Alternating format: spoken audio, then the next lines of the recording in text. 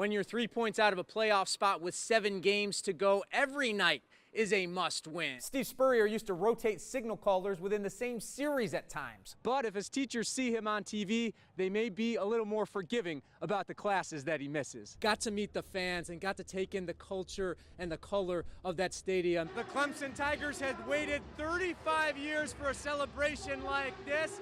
They got the championship drive that they always wanted. Well, there's just something about buzzer beaters, Andrick Frazier, and Spectrum Sports. We got another one, and what a game we had. Catching a foul ball at a game is any kid's dream. Carter, who's committed to the University of Florida, just got a visit from head coach Jim McElwain on Monday. His mom cooked up some po' boys, and they had a nice conversation with each other. Archer had wanted to return to the squad and pitch, but will this end up being a blessing in disguise? Tommy's going to get some extra work for the Rays. He started slow last year. Can this help him have a better start to the season? Jameis Winston and company feel that the building blocks are in place to make this step the next. For the last 3.5 months, 7 days a week, Lance McCullers has been pumping out intense workouts. The loss takes away from what was a good learning experience for young starter Blake Snell. USF has a new rival in the American Athletic Conference, the Wichita State Shockers. This Clemson team is confident.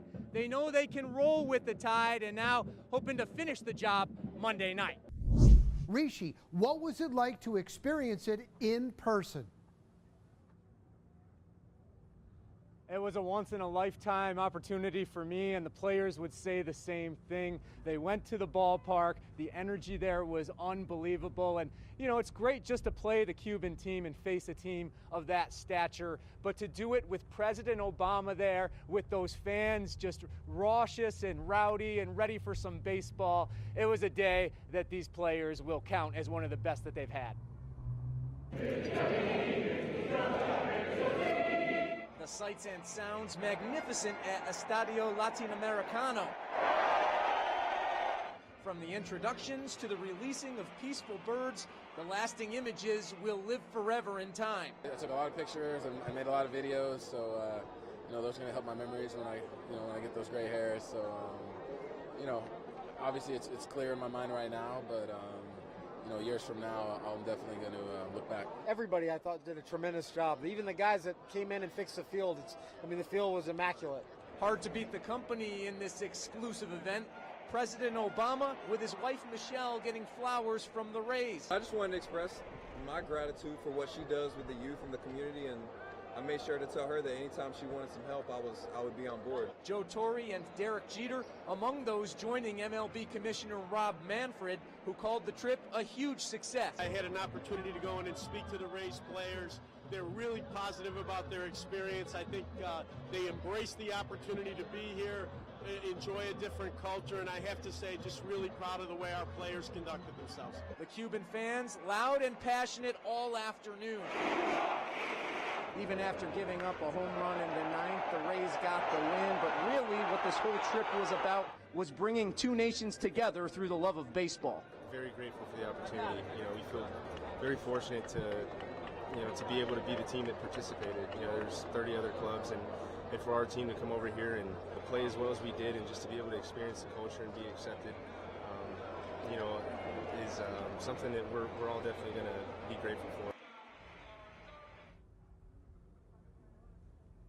Kevin Cash obviously didn't want to see his team give up a homer in the ninth inning, but that just added to the experience. The place went absolutely bonkers. The fans were dancing in the rows. It was really something to see. As for being around as a member of the media, things that sometimes you take for granted, such as being able to go from one part of the ballpark to the other, that was a process in itself. So quite a trip for everyone who was here. Reporting from Havana, Rishi Barran, Bright House Sports Network.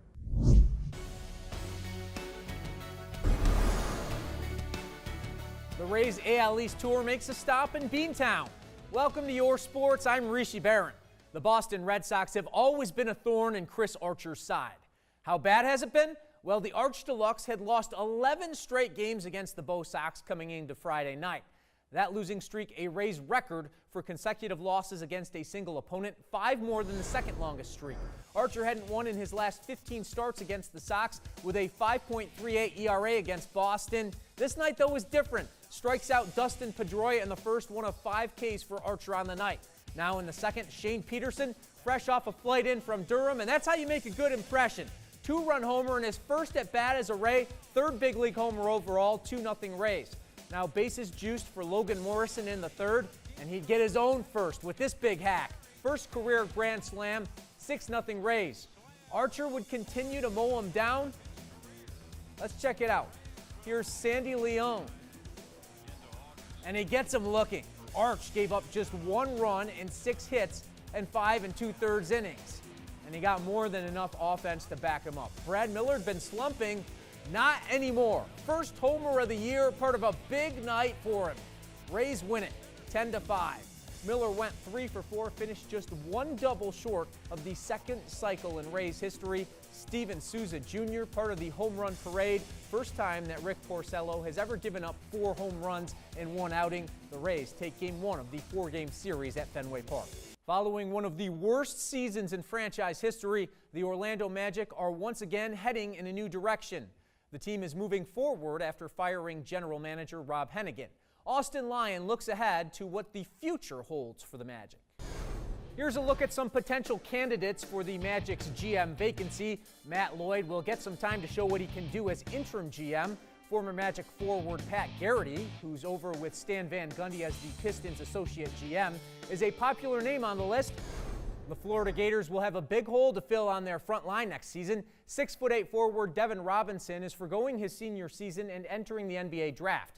Robinson made the announcement in a letter from his Instagram page, calling it one of the hardest decisions he's ever made. Imagine being taught to play the guitar by Jimi Hendrix or getting putting lessons from Tiger Woods. People rarely get the experience of learning something directly from one of the all-time greats. Pitchers on the Calvary Christian baseball team can tell you what it's like, though. They're enjoying that thrill every day. The 0-2, a bouncer, Ruiz, in time! Roy Halladay has thrown a no-hitter! It wasn't too long ago that Roy Halladay was pitching just the second no-hitter in postseason history, his second no-no of the 2010 season.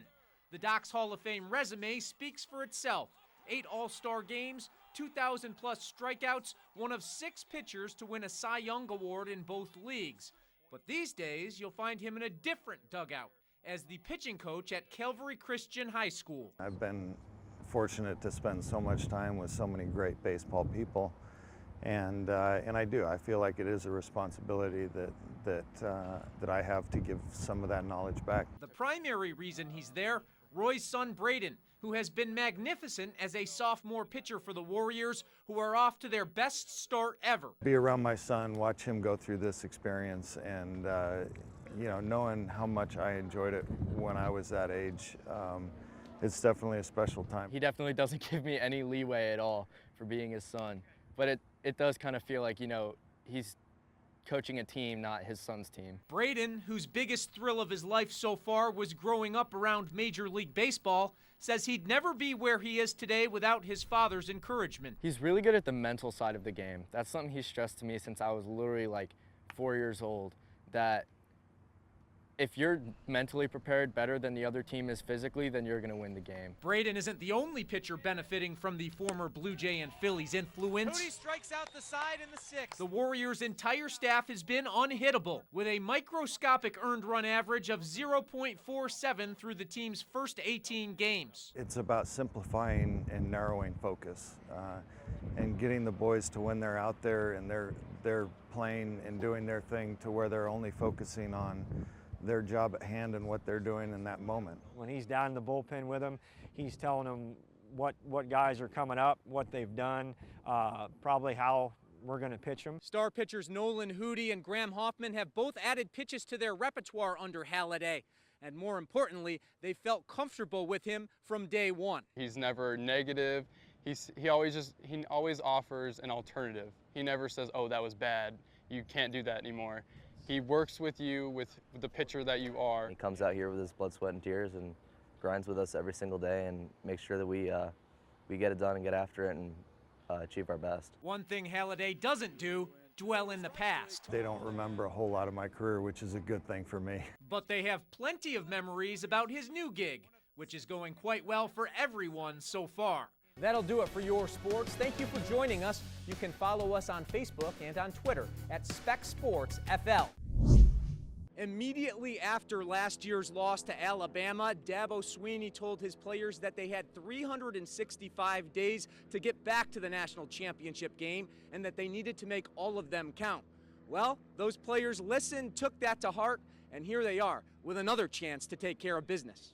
We wanted to be back in this same position, but now it's Alabama and it's a rematch. It's even bigger, and we got to finish where we lost last year. Here's Watson. Looking end zone for Deion Kane.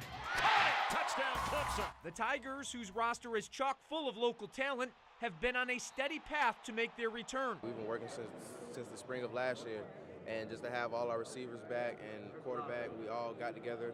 We just made that decision, like, hey, we want to go back to the national championship game and actually finish this time. To do that, the Tigers are going to have to take it away from the Tide. Nick Saban's team doesn't do handouts. They don't make a lot of mistakes. They're always where they're supposed to be. They're sound in all three phases, and so you've got to match that, and you got to make those critical plays. When asked what movie sequel he would compare this rematch to, Swinney said Rocky, and that would be totally fitting. After all, Rocky lost to Apollo Creed in the first movie and then took him down in the rematch. Reporting from Raymond James Stadium and the National Championship, I'm Rishi Barran for Spectrum Sports.